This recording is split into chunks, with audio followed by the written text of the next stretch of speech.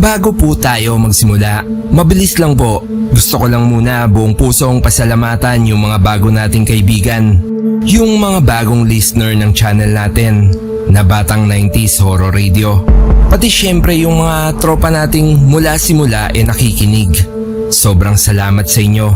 Tara, simulan na natin. Magandang gabi, Batang 90s Horror. Lorena na lang ang itawag niyo sa akin. Kwento ko lang yung horror story ko nung minsang nagtrabaho ko sa franchise ng isang sikat na convenience store. Bale nakapwesto yung store na yon malapit sa entrance ng isang pampublikong sementeryo. Sa sentro po ito ng isang bayang hindi ko na lang papangalanan. Matao naman yung lugar pag umaga. Daanan din kasi ng mga estudyante at ng mga pupunta ng munisipyo o simbahan. Maingay at marami ding dumadaang sasakyan. Pero paggabi, kabaligtaran. Dahil sobrang tahimik at halos wala nang dumadaan. Medyo creepy na din yung labas ng store. Lalo pangat sa tabi nun lumang simbahan na daang taon na yung tanda. Nung una, wala naman sa isip ko yun. Unang beses kasi na magwo-work ako. Extra focus ako na aralin yung mga dapat kong gawin. Lalo pat ayokong mapahiya sa tita ko na nagpasok sa akin sa company na yon. Nung mga unang linggo, laging day shift ang duty ko. Wala namang problema. Bukod nga lang sa mga estudyante na madalas nagsha-shoplift or may ingay. Pero nagbago nga ang lahat nung nag-resign yung isa sa kasama ko. Bale, isa siya sa duty ng gabi sa store. At long story short nga, ako yung nalipat ng schedule sa panggabi. May kasama din naman ako na dumuti. Si Kuya Frank, isa siya sa matagal nang nag-work sa branch na yon. Kabisado niya na yung mga oras at araw na maraming customer. Pati na din yung mga oras na tinatawag niyang taglugaw o yung mga panahon kung saan halos wala nang pumapasok sa store. Mga bandang 2 AM yun. Maliban na lang kapag weekend o kapag holiday kinabukasan. Naging maayos naman yung unang linggo na night shift ako. Sa totoo lang, mas na-enjoy ko pa nga dahil hindi ganong marag. Napaka-peaceful din ng paligid sa ganong oras. Hanggang sa isang Lunes ng madaling araw, habang nagre-refill ako ng mga siopaw at hotdog sa steamer, nagpaalam si Kuya Frank na magsisigarilyo saglit sa likod. Wala namang problema sa akin dahil wala namang customer ng mga oras na yon. Lumipas nga ang ilang minuto, medyo na-boring ako kaya nag-ikot-ikot pa ako sa mga shelf. Dumampot ako ng ilang delata na nakalagay sa instant noodle section. Ibabalik ko sana sa pwesto nito sa canned goods nang malaglag ko yung isa. Gumulong ito sa ilalim ng rack. Yumuko ako imbes na umikot sa shelves. May pagitan kasi yung ilalim at inisip ko na silipin muna dahil baka naipit lang yung delata sa lapag. Nang dumukwa nga ako, nakita kong andun nga lang ito sa ilalim. Pero nang aabutin ko na, bigla na lang may paa na mabilis na humakbang at naglakad sa kabilang bahagi ng shelf. Malinaw kong nakitang paa yun ng isang adult size na tao. Napaigtad ako sa gulat, kaya mabilis akong tumayo at lumingon sa kabilang bahagi ng rack. Pero sa pagtataka ko, walang tao. Nagmadali pa akong suyurin yung paligid dahil baka may taong grasa na nakapasok pero wala talaga. Sigurado din naman ako na walang lumabas-pasok sa store na hindi ko alam. May bell kasi na nakakabit sa entrance namin at tutunog yon pag binuksan yung glass door. Kamot ulo na nga lang ako nun. Sabay napaisip ako na i-check yung stockroom. Binuksan ko yung pinto. Kita na yung kabuuan ng loob kahit hindi ako pumasok. Kaya hindi na rin ako nag-aksaya ng panahon para galugarin pa yung loob. Sinarado ko yung pinto at umupo sa pwesto ko sa harap ng counter. Nang bigla na lang akong nakarinig ng tila mga bulungan. Parang bulong na galing sa hangin. Alam kong dito lang sa loob ng store. Kinilabutan ako. Lalo pangat di naman ako nakarinig ng bell sa pinto. Palakas ng palakas yung mga bulungan. Doon to nanggagaling sa bandang likod ng mga display shelves. Hindi ko maintindihan yung mga salitang sinasabi. Parang tunog, dasal, o mabilis na mahihinang salita. Hindi ko alam kung bakit, pero kusang humakbang yung mga paa ko palapit sa chiller section sa bandang likod ng store. Dahan-dahan akong humakbang, kasabay nun yung paglakas ng bulungan. Pati nga yung tibok ng puso ko nun sabay din na lumalakas. Huminga ako ng malalim, sabay mabilis na dumukwang sa likod ng shelf. Pero laking gulat ko nang walang kahit na sino yung nandun. Tumigil din yung mga bulungan. Napabuntong hininga ko. Kala ko okay na yung lahat nang bigla akong mapatingin sa refleksyon ng malaking bilog na salamin sa upper corner. At nanlaki nga yung mata ko nang makitang punong-puno ng tao yung loob ng store. Malinaw ko silang nakikita sa refleksyon ng salamin. Pero hindi sa personal, kahit pa nga magpalinga-linga ako sa paligid. Mga nakabarong at nakapang-Amerikana pa yung iba. Blanco yung ekspresyon at mapuputla yung muka. Bata, matanda, lalaki at babae. Madami sila. Naistatwa ako sa hilakbot. Lalo pa nga nang sabay-sabay silang tumingin sa akin mula sa refleksyon ng salamin. Di ko alam kung ilang segundo ko nasa ganong sitwasyon. Pero nang magkaroon ako ng lakas ng loob, buong lakas akong tumili at nagtatakbo palabas ng store. Saktong dating ni Kuya Frank, nagkabungguan pa kami. Habang nagsisisigaw pa rin ako, gusto kong magsalita ng mga oras na yon pero nagkakandabulol ako. Naguunahan sa paglabas yung mga salita sa bibig ko. Inaaya niya ako na pumasok na muna sa loob ng store para uminom man lang ng tubig. Pero hindi na talaga ako pumayag na pumasok uli. Kumuha na nga lang siya ng tubig habang nakaupo ako sa table sa labas. Iyak ako ng iyak nun.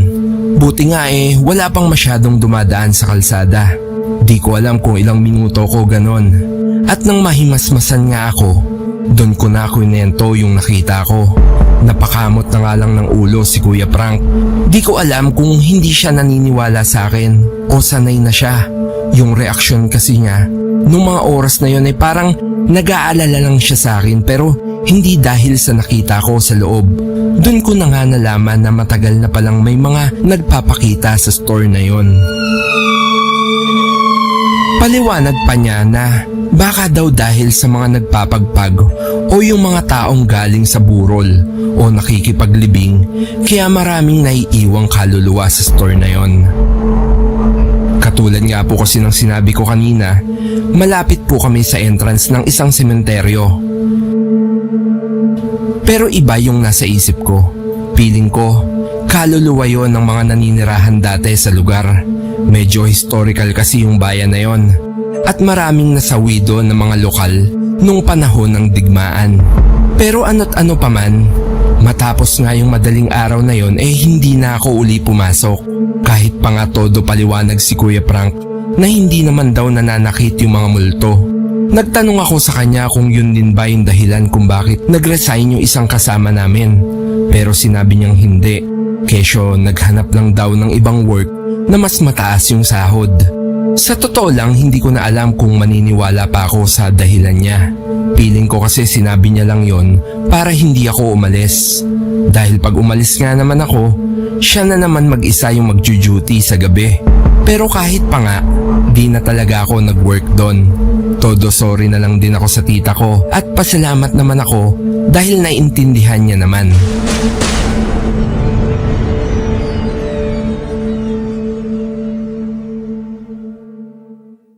Magandang gabi paring RJ. Rigor na lang ang itawag mo sa akin. Almost 40 years old na ako ngayong taon. Kwentong karanasan ko to nung nasa mid-20s pa lang ako. Nagtatrabaho ako noon bilang ahente/dicer ng isang brand ng sigarilyo. Bali trabaho kong mag-ikot sa mga convenience store at small-time supermarket sa area kung saan ako naka-assign. Maliit lang yung mga store sa area ko at hindi mga sikat Pero okay din naman dahil kahit paano bumibenta naman yung produkto namin. Nakaugalian ko nga na mag-ikot sa area ko. Nagbabaka sakaling meron akong bagong masuplayan na store na either kabubukas lang o baka hindi ko pa naiikutan. Kahit nga rest day ko nakaugalian ko na mag-stroll sa mga katabing lugar namin. Isang normal na araw nga, naisipan kong maglibot sa katabing bayan. May bago kasing gawang bypass road papunta rito. Nagbabaka sakali ako na may makitang bagong store sa lugar na yon. Alas 5 nga ng hapon, binagtas ko yung kalsada. Halos wala pang dumadaan. May mga parte pa kasing hindi pa nasisimento ng buo. At kung hindi ka magiging maingat, siguradong tatalbog yung sasakyan mo. Hindi naman naging problema sa akin. Mabagal lang din naman ako magpatakbo ng motor. Lumipas nga ang ilang minuto. Napakamot na ako sa ulo. Kahit kasi sari-sari store, wala akong nakita. Kaya naisipan ko na nga lang na bumalik. Nagsisimula na din kasing dumilim. Nag-U-turn na nga ako sa kalsada at nagsimula na uling bagtasin. Maya-maya pa, tila nagbago yung simoy ng hangin sa kalsada. Lumamig at unti-unting parang nagkaroon ng hamog sa paligid. Kinabahan ako. Masamang senyales kasi yun, lalo pang at padilim na. Kabado ko kasi kulay puti yung headlight ko. Sa mga nagmamaneho, alam nila yan. Mahirap kasi pag kulay puting ilaw ang gamit mo sa mahamog na kalsada. Hindi tumatagos sa ulap yung liwanag, kaya limitado yung makikita mo. Dahil nga doon, mas lalo ko pang binagalan yung takbo ng motor. Nasa ganong sitwasyon nga ako nang may matanaw akong liwanag sa tabi ng kalsada. Parang bahay na maliwanag. Napakunot yung noo ko. Lalo pa nga't wala naman akong naaalalang establishmento na nakatayo sa gilid ng kalsada. Pero dahil nga halos wala na akong makita dahil sa hamog, nagdesisyon ako na gumilid muna sa pinanggagalingan ng liwanag. At nang makalapit nga ako, namangha ako. Kasi isa pala yung convenience store. Pero hindi lang basta-basta yung itsura nito. Maganda kasi yung pagkakagawa rito. Modernong moderno. Parang maliit na high-end mall. Puno ng liwanag yung labas at gawa sa salamin yung mga dingding. May gasolinahan sa harap pero hindi branded. Parang isang branch ng sikat na convenience store ito. Pero ang pinagkaiba, walang logo at brand yung paligid. Parang isang sikat na convenience store yung datingan. Pero ang pinagkaiba, walang logo at brand yung paligid. At imbis na berde ang color team, purong puti lang ito. Na may parang mga gold-plated na lining. Linawin ko lang mga kababata na hindi ako nag-a-addict ha. Hindi din ako nakainom ng mga oras na yon. At lalong alam kong hindi ako nananaginip. Pumarada ako sa harap. Lumapit ako sa entrance at kusa tong bumukas. Nakadagdag yon sa pagkamangha ko. Hindi kasi tulad ngayon na madali na lang magpakabit ng automatic door. Dati kasi sa mga hospital tsaka high-end mall lang may ganon. Nagpalinga-linga ako sa loob ng store. Kakaiba yung lamig. Amoy bagyo yung paligid. Ang tinutukoy ko po ay yung amoy ng sariwang hangin at pine tree. Nung oras na yon may isang customer na matanda na nakaupo sa dine-in section. Pagpasok ko pa lang, titig na ito sa akin. Kumakain siya ng parang yogurt na nakalagay sa cup. Hindi ko na maalala yung brand. Binaliwala ko na lang tsaka dumiretso ko sa likod. Nakaramdam na din kasi ako ng uhaw. Nang nasa harap na nga ako ng chiller. Bali, hindi po ito yung katulad sa ibang convenience store na parang rep na glass door. Yung nandun sa store na yun parang shelf lang na normal. Medyo napakunot yung noo ko. Wala kasi akong kilalang brand ng beverage. Sa puntong yon, nagpalinga-linga na ako sa store at napansin ko nga na hindi ko pala kilala yung mga brand na tinitinda ron. Sa totoo lang, hindi ko nga maalala kung merong logo or sticker yung mga produkto.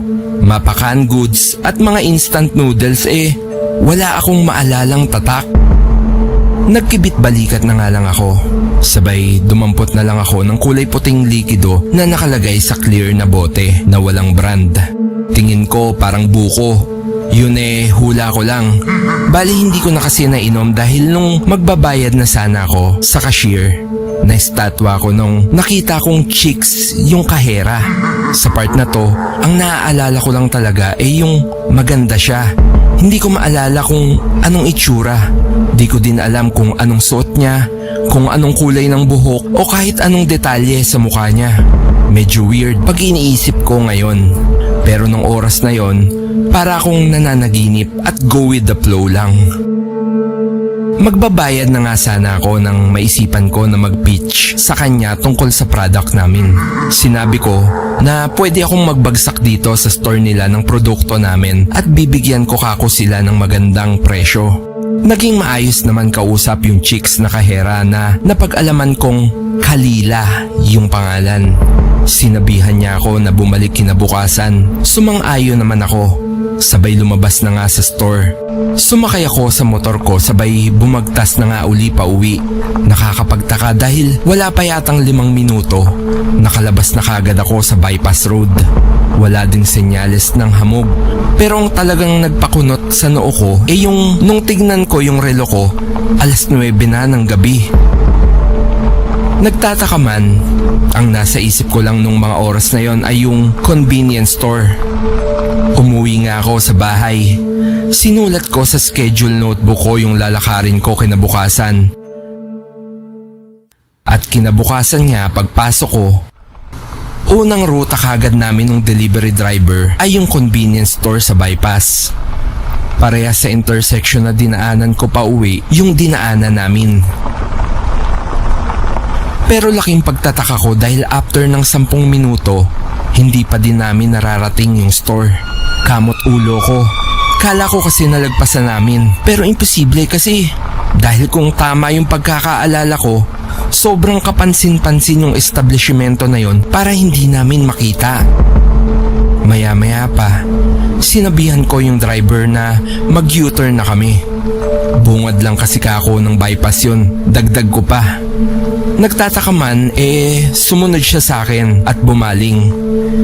Sinuyod ko ng tingin yung gilid ng kalsada.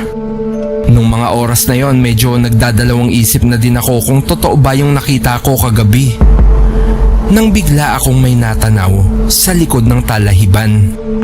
Pamilyar, pero panong pinagilid ko nga yung sasakyan, sabay nagmamadali akong bumaba.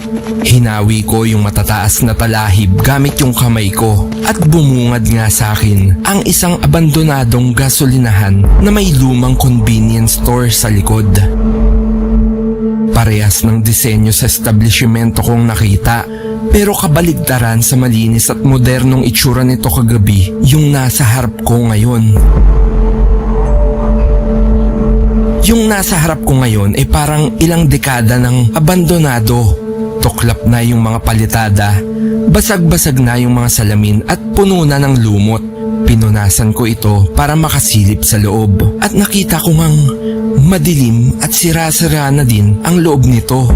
Pero yung mga posisyon ng lamesa na inuupuan ng matandang kumakain ng yogurt at maging yung counter ay parehas na parehas. Hindi ako pwedeng magkamali. Ito pa din yung convenience store na pinuntahan ko kagabi.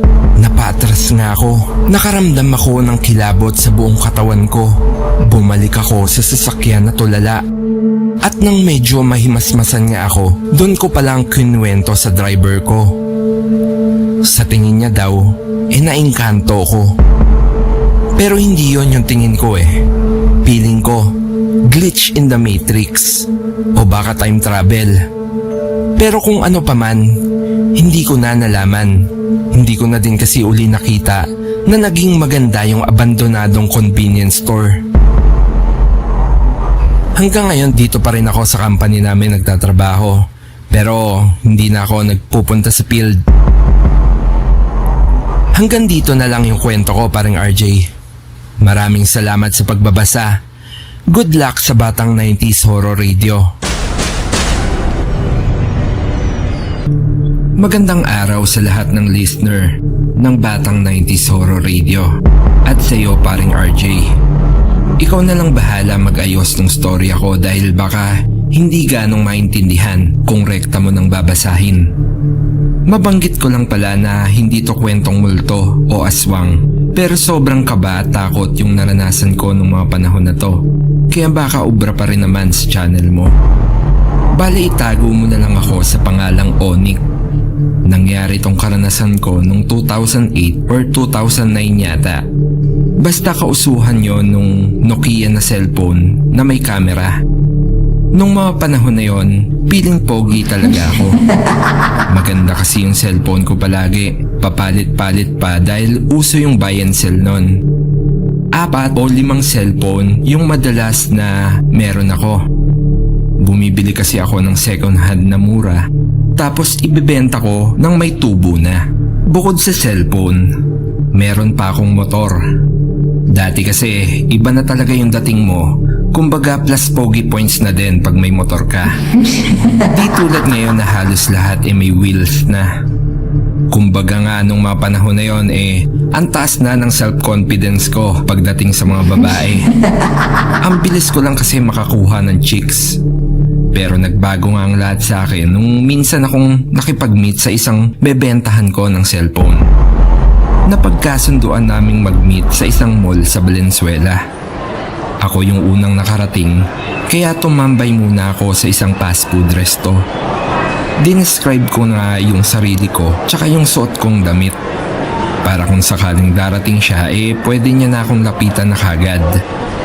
Matapos nga yung ilang minuto, may bigla na lang umupo sa upuhan sa harap ko. Nakayuko ako noon at nagsiselfone pero naaninag ko yung pag-upo niya. Sir, kayo po ba si Onyx, yung sa cellphone?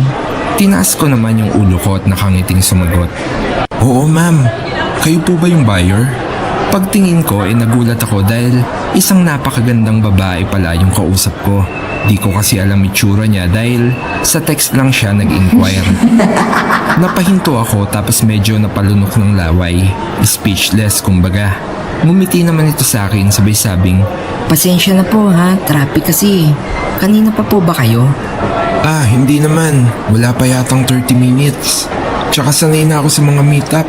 Madalas talaga ako yung naghihintay sa buyer ko Dagdag ko pa. Buy and sell po talaga yung negosyo nyo? Oo ma'am, teka. Kumain na ba kayo ma'am?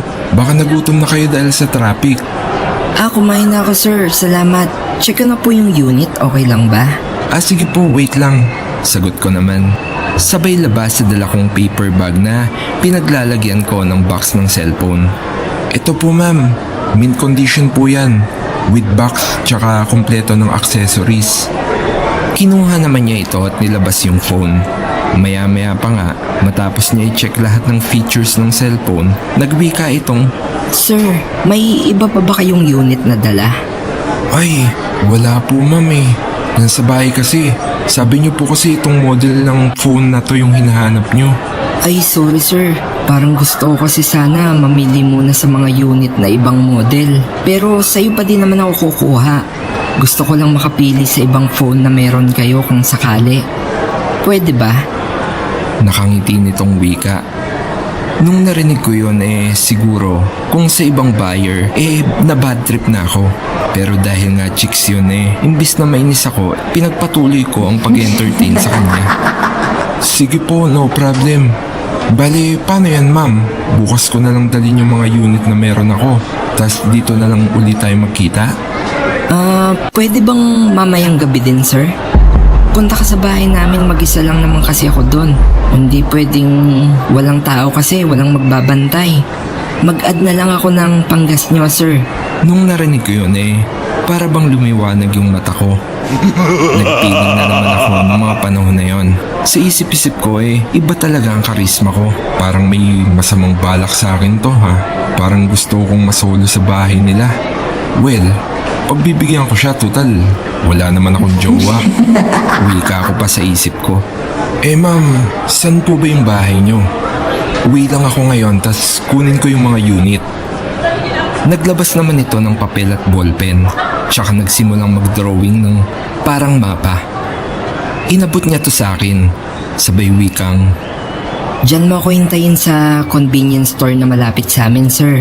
Tas sunduin kita dyan. Sumang-ayon naman ako, sabay sabi pang, Onyx na lang tawag mo sa akin. ikaw ba? Sabay kindat pa sa kanya. Laila na lang. Kita-kits tayo mamaya, Onik ha. Text-text na lang. Nakangiti naman itong tugon. Matapos nun umuwi na nga ako ng bahay. Niready ko yung lahat ng mga cellphone unit na meron ako. Ultimo yung personal phone ko, dinala ko na din yung box at accessories. Nagbabad ako ng ligo, tas nagpabango ako ng pinakapangmalakasan kong pabango.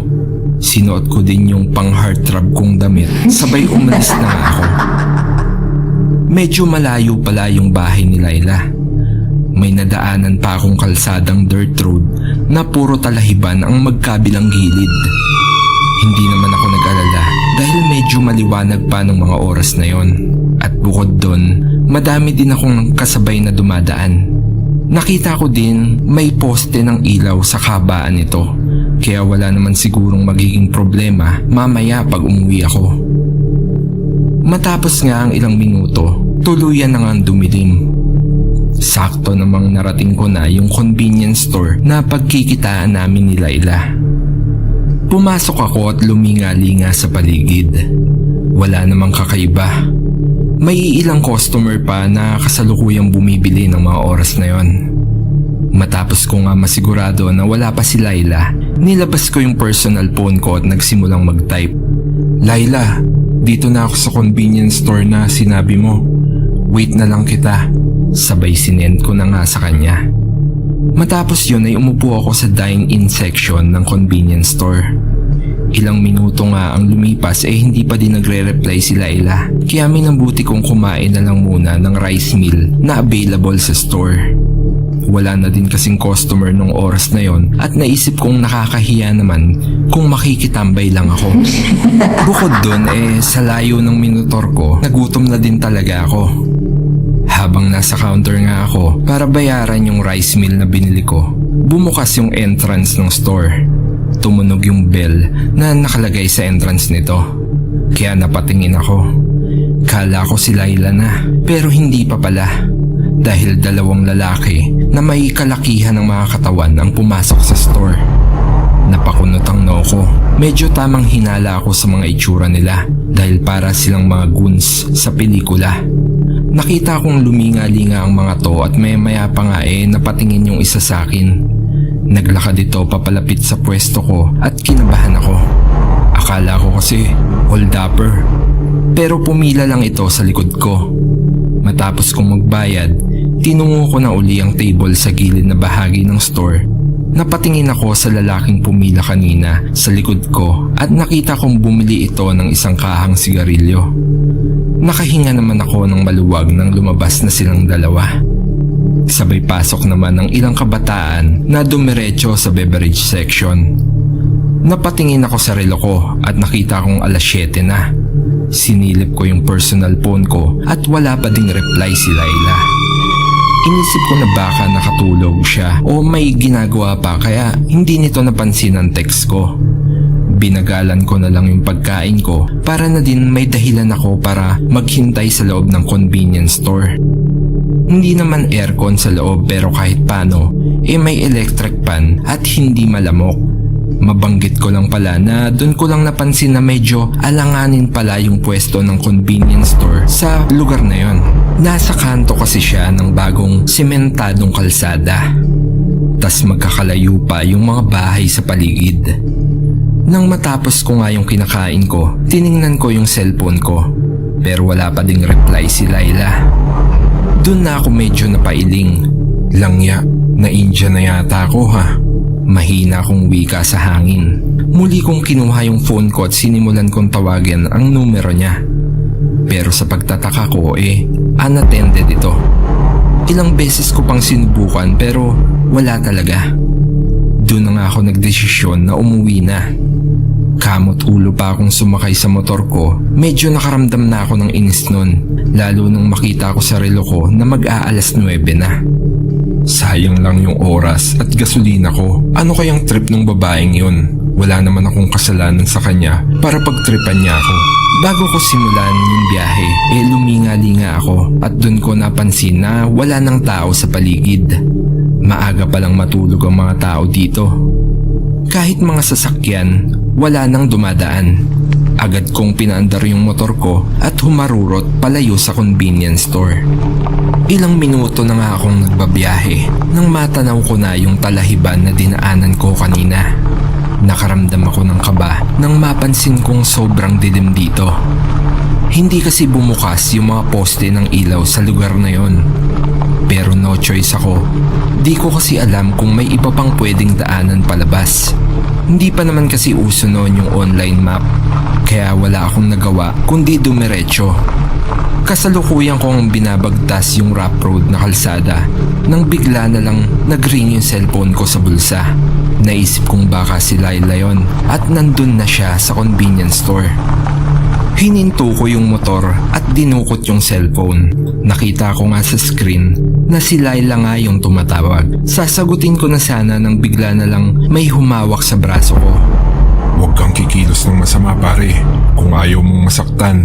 Wika ng isang lalaki na nasa bandang likuran ko.